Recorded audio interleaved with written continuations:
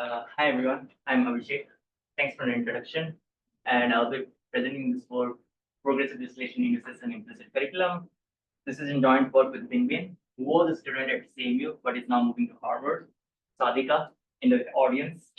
Andre from CMU, who was a student with Sanjeev 4 years back. And Surbi from UPenn. All right. So the topic of this talk is knowledge distillation, where you want to teach a student model from the predictions of a teacher model. Without a teacher, one would train a model by training on a cross entropy loss between the student's predictions and the true labels. But with a teacher, we train with a Kerr divergence law between the student's predictions and the teacher's prediction. The teacher's prediction can have a temperature inside the softmax. For simplicity, you can think of the temperature being set as 0, or you can think that you are trying to match the student's predictions to the top one prediction of the teacher's prediction. For simplicity. But knowledge distillation is known to lead to an improved student, but better teacher does not necessarily mean a better student. And this was a plot from 2020 paper that showed that with the increase in performance of the teacher, the student's performance shows a U-shaped curve where the best performance comes somewhere from a moderate performance teacher. And the mitigation that people have proposed to this issue is that instead of using one teacher, you use a sequence of strong teachers. And this method is called progressive distillation. So, quick question. So that's assuming the bigger teacher always achieves better accuracy, not just size. Yeah. Oh, okay. You don't have teachers who are. Yeah. The teacher is always increasing. Okay. Yeah, that's but pretty standard. Thanks. So the way this method would look like is that you save n teacher checkpoints. You take the student, split the trajectory into n intervals, and train with the corresponding teacher checkpoint in a specific interval. And the competitor to this method will be one-shot distillation, where you train with the final teacher checkpoint. Fun fact: Gemini 1.5 Flash has been trained with progressive distillation from Gemini 1.5 Pro. And even though we don't know about the sizes, about the details of the sizes of these two models, at least from the inference speed, we know that Gemini 1.5 Flash is roughly 3x smaller than Gemini 1.5 Pro. On the other hand, it outperforms Gemini 1.0 Pro on a bunch of tasks and achieves like 95% of like Gemini 1.5 Pro's performance. So this motivated us to understand the power of progressive distillation and how do we compare to like one-shot distillation. So in a bunch of 3 settings, we compared these two algorithms. The first setting was a very synthetic setting called sparse parity. I'll go into details of this task later and why did we choose this task to compare the two algorithms. But we trained MLPs and transformers, and we observed a big difference between progressive distillation being able to train a smaller student perfectly, while one-shot distillation is not able to train it at all. We also trained BERT on PCFGs. I'll come to details later. And even on that, progressive distillation helped achieve better performance than one-shot. And finally, we also do experiments on real-world tasks, which we did in books. I'll touch them. I'll talk about them later. But on all these tasks, we observed progressive distillation to be giving a better performance, which made us question 2 important questions. First, how does progressive distillation help a student learn better or faster in each of these settings? And do we need to save a lot of checkpoints? Which checkpoints are actually matter the most for the student to learn better during progressive distillation? All right. So the first half of the talk will be about comparing these two algorithms on sparse parity, which is a synthetic task. The task is simple. Given a D-length sequence with plus ones and minus ones, the output is given by the product of the variables in a hidden set of coordinates. Take example of these two sequences. There are like 6 length sequences, and the output is given by the product of the variables at positions 1, 2, and 4. So in the first sequence, the output is 1 because 1 times -1 times -1 is 1. In the second sequence, it's -1 because 1 times -1 is -1. Now this task is known to be a computationally difficult problem because the difficulty is in finding out the right set of coordinates from a given finite training sample. And it is known in our previous works have shown that the amount of compute that you need to learn this task, but the compute is defined in terms of the number of training samples that you need, and also the scale of the model. The compute has to grow exponentially with the number of coordinates that you need to uncover in the hidden set. And it's given by d power size of s minus 1. So this is a difficult problem. And what we did is that we generated a lot of synthetic data set and trained feed-forward networks and transformers on this stuff. And we verified and we measured the performance of these models on this stuff. So our two primary questions when you train this model were, first, we know that model scale matters because that's what drives training. So what is the effective way to make a model larger such that we get better teachers? And second, how would even a bigger model help train a smaller model faster? So we look at the first question first, and in the next few slides, I'll train a one-layer feed-forward network on this fast parity setting. Any questions still now? All right. So for MLPs, the answer is simple. The wider, the better. So we took a lot of MLPs of size ranging from 100 to 50,000. And as we increase the size of the MLP, the training becomes faster and faster. Note that 100 with student doesn't even learn till like 20 million steps. Yeah. Is the width large enough to actually be DLS? Yeah. It is. It is. That's why 50,000 is. Oh, I'll show you the 100 with model learns with progressive distillation. Okay. Here, yeah, it doesn't, but it requires that. Yeah. Okay. And the intuitive way to think about it is why wider the better is that more neurons means like more search power for the right set of coordinates. Then we jump to the second question: how the bigger model help the model run faster?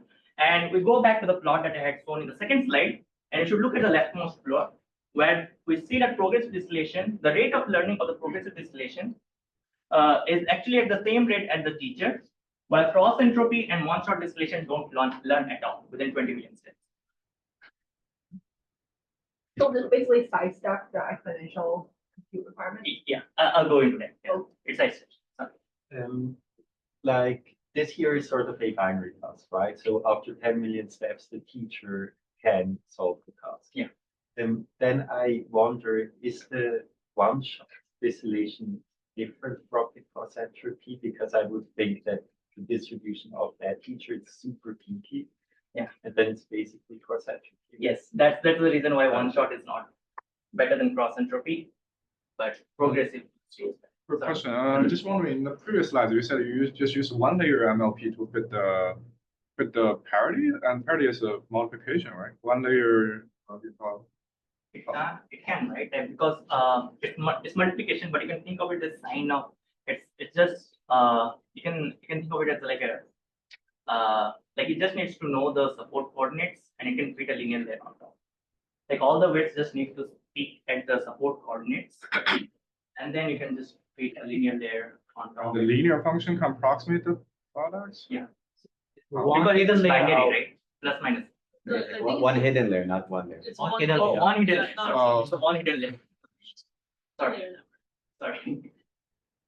And you do this one-shot distillation is always the last, like the largest. Oh, yeah. I guess I was just thinking of like comparing the performance. Like it would be cool to show that you can outperform even students that were distilled from like the peak, like basically teachers of smaller sizes. Yeah. We can actually play around with the teacher sizes, and if you change the teacher, the rate becomes equal to the teacher's conversion. Yeah. All right. So before we start understanding the problem, let's think about the sparse parity question. we have discussed that, okay, this is a difficult computational difficult problem, but it becomes easy if I had given you the right set coordinates directly. Meaning, if my label distribution was simply the true label plus some linear combination of the support coordinates, then the necessary compute becomes linear. And so instead of giving like just plus ones and minus ones, what would look like is I give you plus one plus some linear combination of this right coordinate variables. And you can show it that, okay, the linear compute becomes linear with such kind of labels. Why is it SQ? This one, It's high. Huh? It seems high. It's high. We didn't actually, probably maybe a square. We didn't control for it's this. Yeah. Okay. And the punchline is that the intermediate checkpoints will provide the supporting coordinates through their predictions. All right. So let's jump back to the experiment. So any linear combinations of the support coordinates apply? Yeah, it's just any linear combination will work. Oh. So let's go back to the experiments. We had seen that the teacher learns faster and there is this spike. There is this jump from 50 to 100 straight away. Now, so this is the same plot, but just focusing on the phase transition. What we did was we look at different checkpoints and check what the projection is on the right, or how much can we write the teacher's prediction as summation CIXI plus something else. And we found that right at the middle of the phase transition, the CI spike while others die out. So this shows that the teacher's predictions can actually give you the supporting coordinates directly. To ablate the fact that this can actually help, we looked at an extreme version of progressive distillation called two-shot progressive, where instead of having a lot of checkpoints, we allowed only two checkpoints, one intermediate checkpoint and one final checkpoint.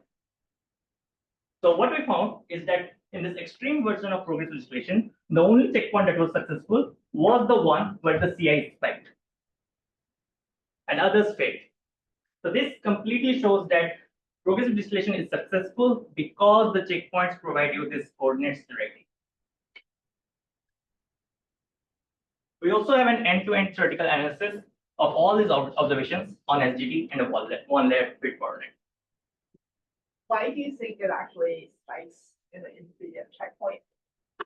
This one, because okay, it's like what people have done is like so it's a two-phase process. In the first phase, it looks for the coordinates, support coordinates. In the second phase, it fits a linear layer on top. So there's some gap between these two phases, and that's the gap so the linear layer is not perfect. Yeah. So then these support coordinates kind of show up as error in your teacher's predictions, and that's what we're capturing. Oh, What does the correlation mean in the middle graph? This one, yeah. So for that, I need to go in. So we can just look at the correlation of the predictions to these variables. That's how we measure the CIs. And we have to go into detail on like why these correlations give you CIs. And if you have more than two layers, 3 layers, 4 layers, then all hell breaks. Yes. No, 2 layers works out. 4 layers, I haven't seen. You haven't done it. I haven't done it. Like because we don't. It would be impossible to interpret. Yeah.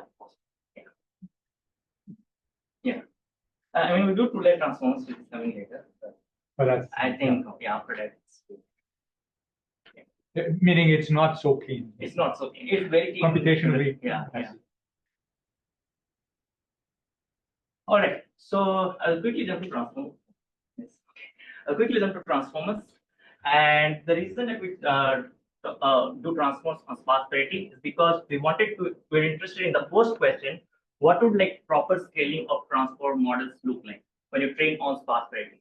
Like how do you scale the model if you want faster confidence? And okay, everyone knows here self-attention is the primary component in transformers. And one integrated detail in self-attention is that the input is split across different attention heads before you compute the self-attention score. So the model weight is actually proportional to the number of attention heads there are in the model. And this is like the Llama series, like from 6.7 to 65.2. If you compare the number of heads to the weight, there's a linear line. And this means that when people scale the models or scale the width of the model, they simply increase the number of attention heads and self-attention. We found, okay, so this turned out to be a very side little project where we played with like different configurations of GPT. But we found that in all possible configurations, models with higher number of attention heads always converged faster. So that's what our difference was between a student and a teacher. A student has lower number of attention heads, a teacher has higher number of attention heads. And this aligns with the Llama model. With one question. Yeah. Model with more attention has same per hat dimension. Doesn't that just mean model with higher hidden dimension? Yes, but I think, yes, that's true. Model with higher hidden dimension is the teacher, but the hidden dimension is proportional to the number of attention heads, right? So it's the attention heads that matter. I can make the width larger, but I could have kept the number of attention heads low, and that doesn't converge faster. Oh, It's like same, yeah. then shouldn't you just say with the same hidden dimension model with more Yeah, train faster? train faster. Not Yeah, same per hat dimension. no, it's same per head dimension, but more attention heads means more width, right? Then why not just say model with more width? Oh, because their like number of attention heads could have been small, right? So you have two factors that you're scaling, they multiply together, the number of attention heads and the per head dimensions, and that gives you the width. So the question is, if you scale the width, should you increase the number of heads or the dimension per head? Okay, this is confusing. Sorry. Okay, I guess. Yeah, Okay. I got that. I just feel it's a bit Bit messy, confusing okay. because, never mind. Oh, we can Okay, talk okay, later, okay. yeah. Okay, but with that, we had the same set of experiments, same set of observations on transformers as well. Right when the transformer learns, the correlations peak, and that helps the model to do well in progressive distillation. All right, so I have 7 minutes. Okay, so now we'll jump quickly to the second half of the talk, which is basically comparing these two algorithms on language model. And the question was that how do our findings on sparse parity translate to language model training?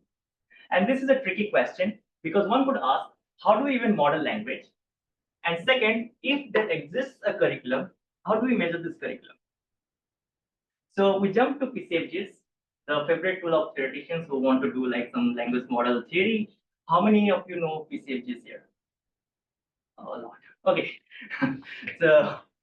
so brief. A PCFG is a way to model a relation between words in the sentence, and it's a hierarchical way. So basically, the relations are defined by a hierarchical tree on top of the sentence, and that's what you need to remember for the next set of slides. So we look at BERT primarily in our paper, but we have lots of experiments in GPT as well. On BERT, so BERT model is trained by randomly masking of words in the sentence and predicting the masked word. So for example, if you had a sentence like the cat, fill in the blank away fast, the one that appears in the blank can be ran, danced, tried with some probability. Now, in order to predict the masked token, the model needs to predict the hierarchical tree of relations that exist between the words in the sentence. And this was shown by my work with Hayu and Sanjeev in a previous work. But a competing shortcut is to simply memorize the 3-gram word triplets that are there in the corpus. For example, I could have just simply memorized the probability of cat ran away and cat danced away and simply forget about the rest. So we define our curriculum in terms of how much the model uses the shortcut versus how much the model actually goes for the optimal solution. And the measure is defined by the difference in model's predictions when all the rest tokens are present versus when only the tokens in the 3-gram contexts are masked away. So it's like the, cat, away, fast are present versus only the and fast are present.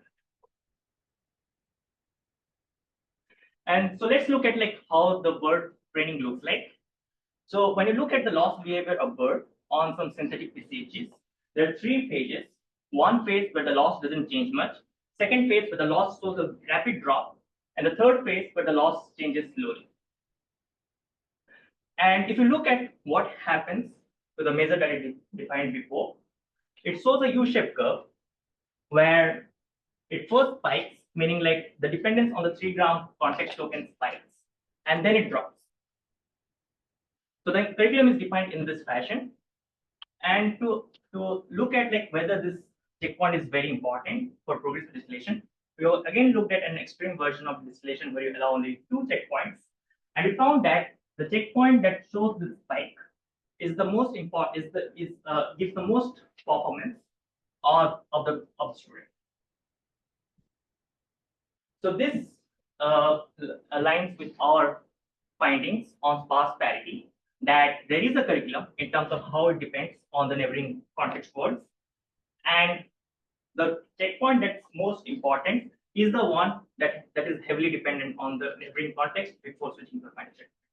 Just 3-gram context.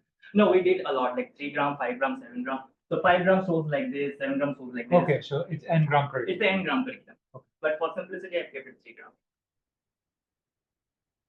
All right. We had the same observations for bird training on Wikipedia and books dataset. Same 3-phase training, same like it spikes at this checkpoint, and here we just saw that progressive distillation helps training a better model than one shot.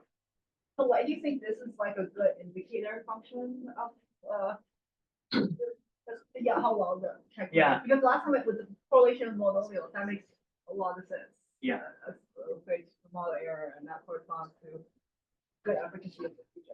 But why is it? This is because of this hierarchical tree.